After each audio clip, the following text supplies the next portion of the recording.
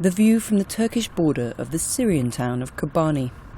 Bombarded by ISIL militants since mid-September, Kurdish fighters have so far held out and prevented the extremists from gaining control of this strategically significant outpost. Significant because it sits alongside Turkey, a NATO ally. ISIS is about to have 350 kilometers of uninterrupted border with Turkey, and therefore with NATO, and this is entirely new.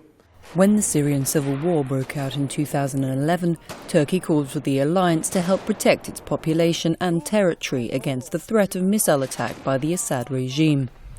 NATO responded by sending 3 Patriot missile batteries, which new NATO Secretary-General Jens Stoltenberg visited last week. The visit, said the Secretary-General, sent the message that NATO stands by its allies. NATO's main responsibility is to protect all allies, and of course also Turkey. And we do that by deploying Patriot missiles in Turkey to enhance their air defense systems. And we're going to continue with that. But Turkey's security threats have evolved since 2011 with the rise of ISIL, which has taken advantage of instability in Iraq and Syria to gain territory and oppose a brutal regime on civilians, killing and driving people from their homes. They've taken over much of western Syria and eastern Iraq, and they're brutal. We've seen the videos of the beheadings, and they want to apply this form of Islam across the entire Middle East. When they took Mosul, this was a quantum leap in terms of funding and in terms of weaponry. So we have an organization which is not a state, despite the name, which is a terrorist organization, but which has tactical depth. It has territory, it can move fighters, it can move hostages, it can move training camps, and it can move military assets. And we can see it now with a double attack, one on Baghdad and one on Kobani. Turkey deployed tanks to the border, and its parliament voted positively on the principle of being able to send in ground troops. But the situation remains complex and evolving. Turkey saw a rush of mainly Kurdish refugees from Syria over its border this month. While US airstrikes near Kobani were greeted with cheers, protests within Turkey saw Kurdish nationals frustrated at not being able to cross over to fight.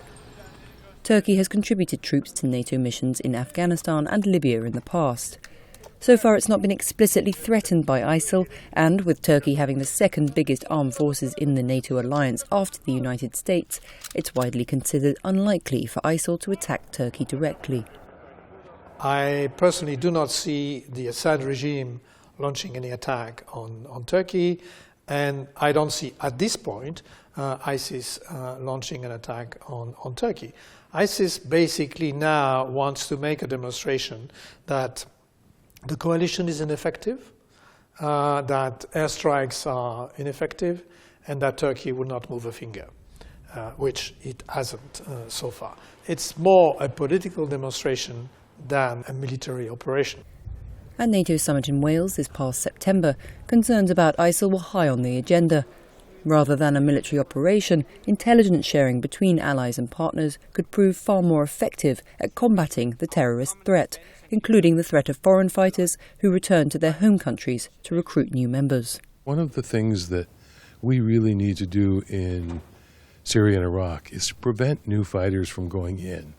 So they come in, some kid in Miami or in Algiers or in London says, this is what I really want to do.